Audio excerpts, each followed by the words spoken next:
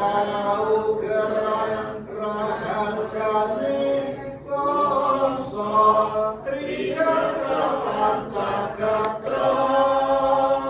kang kinayo terus minutke supaya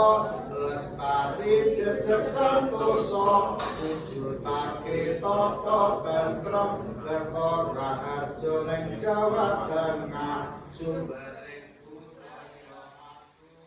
prestasi strategi wawasan identitas Jawa Tengah Pancagatra ideologi Pancasila nindakake demokrasi Pancasila ekonomi laksana